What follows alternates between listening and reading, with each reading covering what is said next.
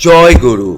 ওং অখণ্ড সংগীতা বা শ্রী শ্রী স্বামী স্বরূপানন্দ পরমংশদেবের উপদেশবাণী প্রথম খণ্ড হতে পাঠ। পৃষ্ঠা নাম্বার 6।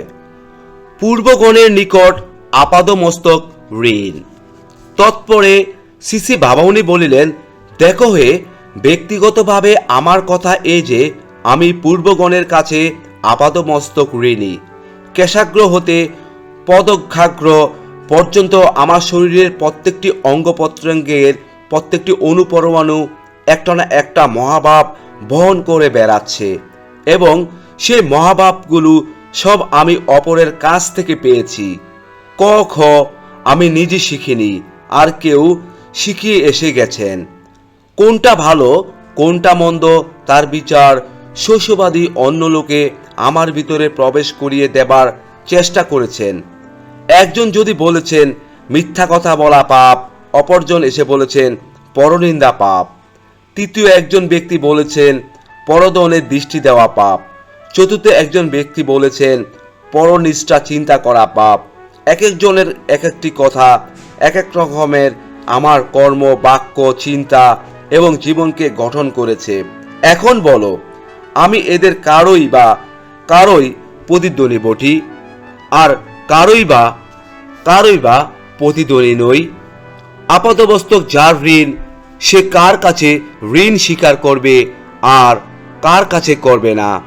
এটা মোটর কারের টায়ার যদি হয় ইংল্যান্ডে তৈরি, টিউব যদি তৈরি হয় ফ্রান্সে তৈরি, স্প্রিং যদি তৈরি হয় জার্মানিতে তৈরি, সিলিন্ডারগুলি তৈরি হয় পোল্যান্ডে তৈরি, পেট্রোল ট্যাঙ্ক যদি তৈরি হয় রাশিয়ায় তৈরি, বডি যদি তৈরি হয় তুরস্কে তৈরি, হুড যদি তৈরি হয় জাপানে তৈরি, তাহলে সবগুলো একত্রে ফিট করার পরে তার গায়ে কি লেবেল দেওয়া চলবে মেড ইন ইটালি, মানে ইটালিতে প্রস্তুত হয়েছে?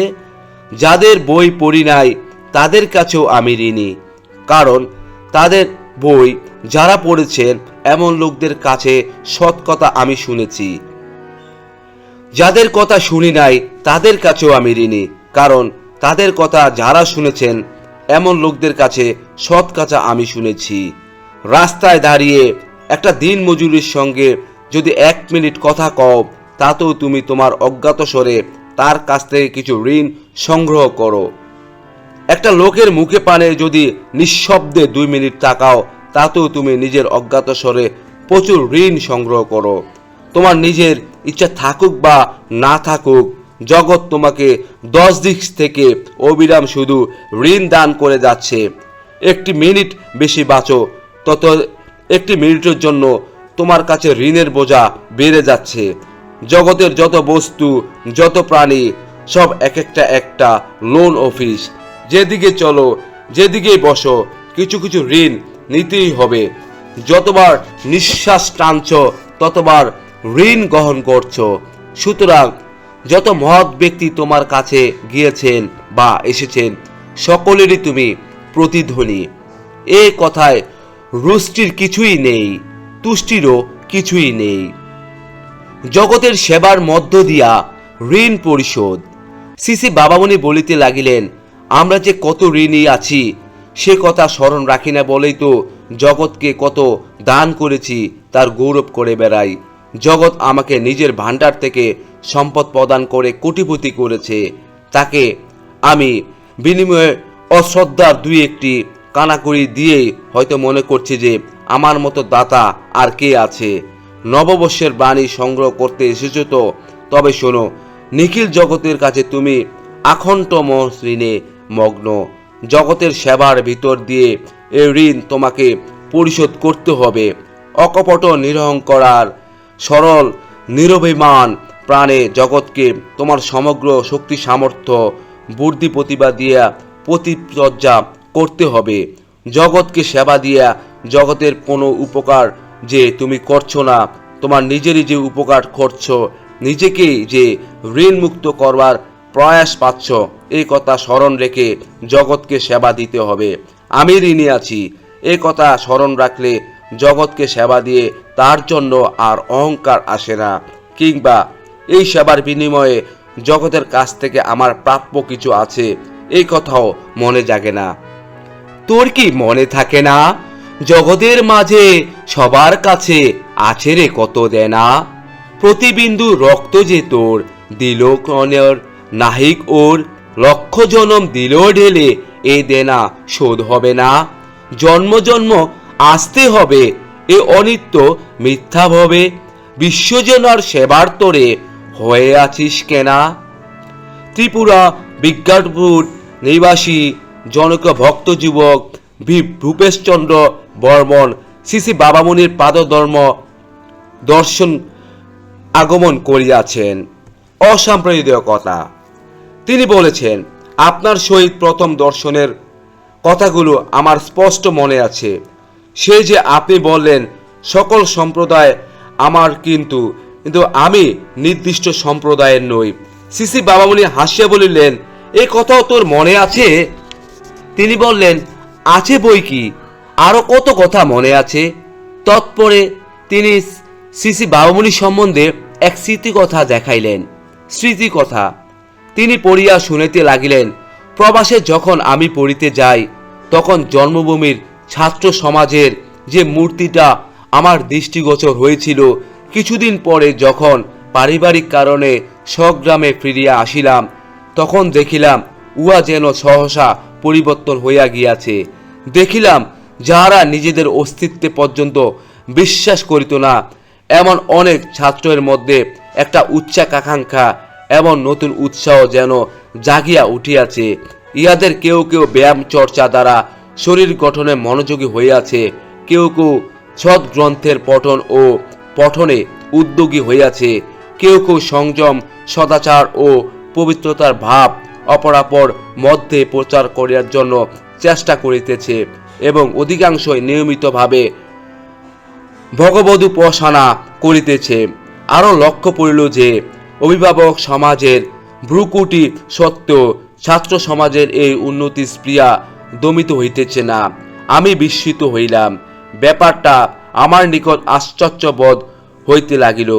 বর্তমান যুগের স্কুলের ছাত্র যাহারা না পায় শিক্ষকদের মুখ হইতে জীবন গঠনোপযোগী সৎ কথা শুনিতে, না পায় তাদের জীবনের কোনো দৃষ্টান্ত হইতে মূল্যবান ইঙ্গিত সংগ্রহ করিতে, তাহারা যে হঠাৎ নতুন প্রণালীর জীবন যাপন করিতে ব্যগ্রতা প্রকাশ করিতেছে, ইয়া আমার নিকটে একটা কৌতুকর রহস্য বলিয়া মনে হইতে লাগিল। দুই একটি বন্ধুকে জিজ্ঞাসা করিলাম ব্যাপারখানা কি, কিন্তু তাহারা প্রথম প্রথম যেন একটু চাপিয়া জাগিতে লাগিলেন। কিন্তু ক্রমে ক্রমে জানিতে পারলাম, বিদ্যাকূট হইতে মাইল দুয়েক দূরে বাহাগাউড়া গ্রামে কিছুদিন যাবৎ এক সাধু আসিয়াছেন। তাহারাই উপদেশ নাকি ছাত্র সমাজে এ যুগান্তর আনয়ন করিয়াছে। সাধুদের সম্বন্ধে আজকালকার লোকেদের ধারণা খুব ভালো নহে। আমি গঞ্জিকাসক্ত, অদৃষ্টবাদী, পরমানুগ্রহজীবী, সাধু নামধারী বহু ব্যক্তির জীবন সম্পর্কেই বহু অপ্রীতিকর কথা অনেকের মুখে শুনিয়াছি।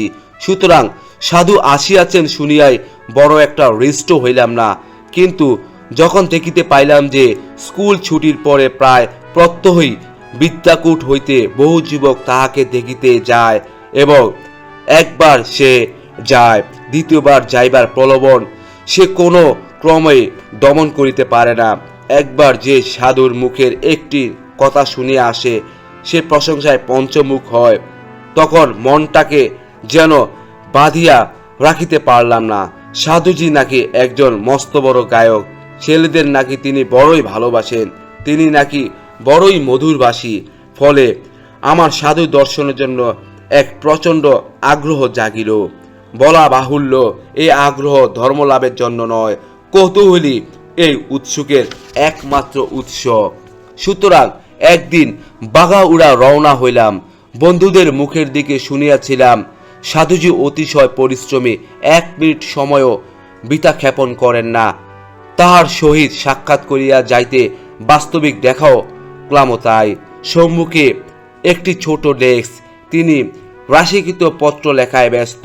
পরে জানিলাম নানা হইতে ব্রহ্মচার্য, সদাচার ও জীবন গঠন সম্বন্ধে উপদেশ পাইবার জন্য সর্বদা তাহার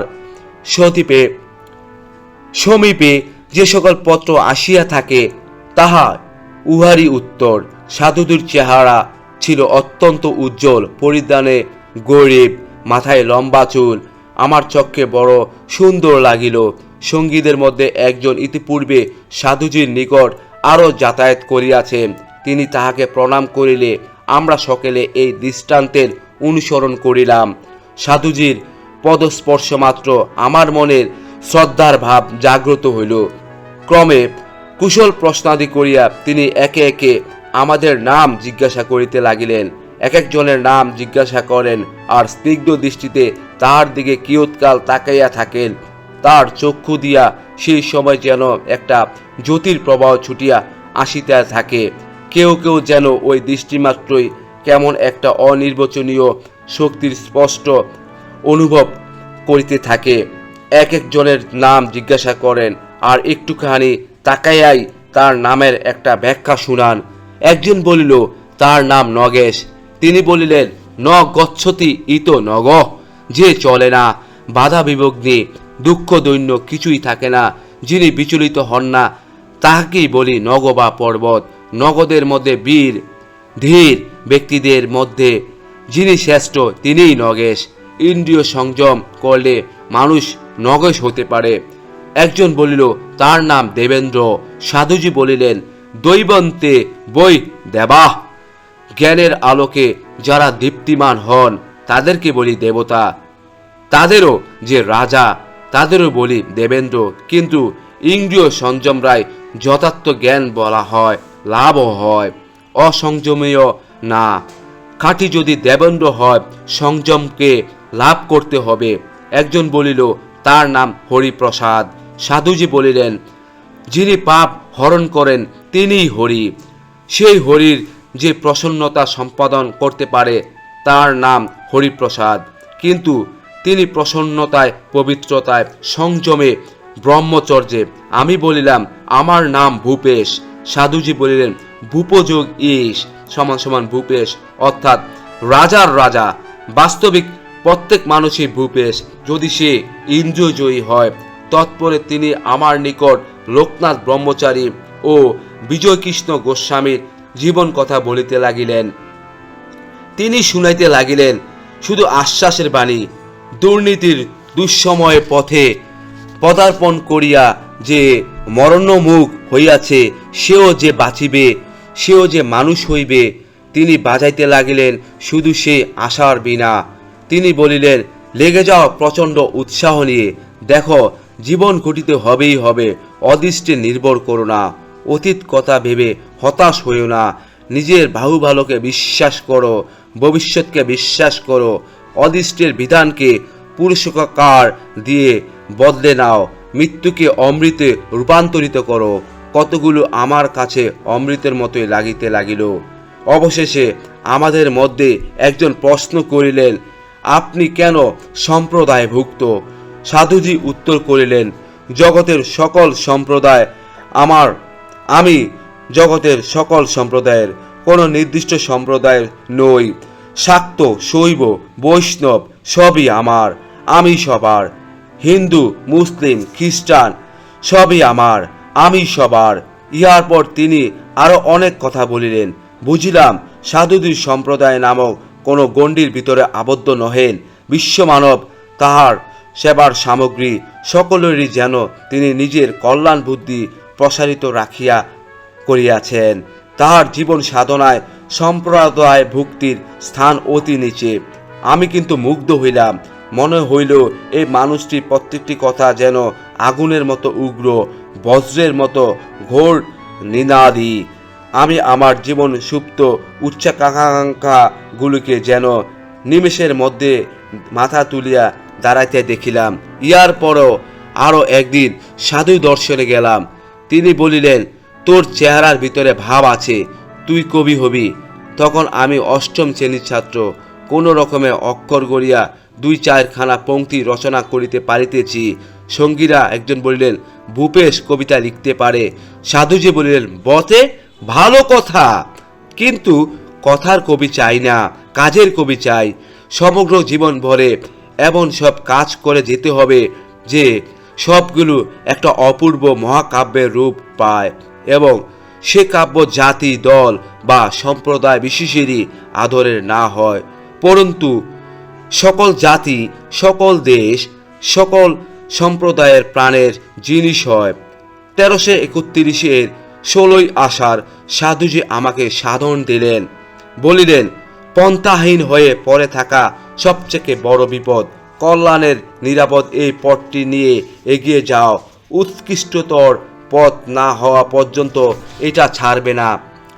সাধন সম্পর্কে তিনি আরও বলিলেন, আমরা সুখেই থাকি আর দুঃখেই থাকি, ভগবান সবই দেখতে পান। তিনি আলোকে আধারে আমাদের সদা সতর্ক সজগ প্রহারী। তিনি সকলকেই দেখেন, সকলেই জানেন। তখন হে ঈশ্বর, আমাকে ধন দাও, আমাকে দৌলত দাও, এসব বলে প্রার্থনা করবার কোনো প্রয়োজন নেই। যখন আমরা পাবার উপযুক্ত হব, তখন ভগবানের দান সহস্র ধারায় আপনি নেমে আসবেই। কাজেই উপাসনা করতে যথাসাধ্য কামনা রহিত হয়েই করো। সাধনের কালে পরমেশ্বরের ধনভাণ্ডার থেকে যথাভিরুচি সৌভাগ্য তুমি কেড়ে নিতে পারবে, আর প্রেমের ঠাকুর তাতেও নিষেধ করবে না। স্মৃতিকথা এই পর্যন্তই লেখা হয়েছিল। শ্রী বাবামুনি শুনিয়া বলিলেন, লিখেছ বেশ, কিন্তু বাছা, কলমের জোর কামানের চাইতেও বেশি। কামানের গুলির খেয়ে যে মরবে না, কলমের খোঁচায় তারও দফা ঠান্ডা হয়ে যায়। হরি ওম। আজকে এ পর্যন্তই। সকলকে জয় গুরু।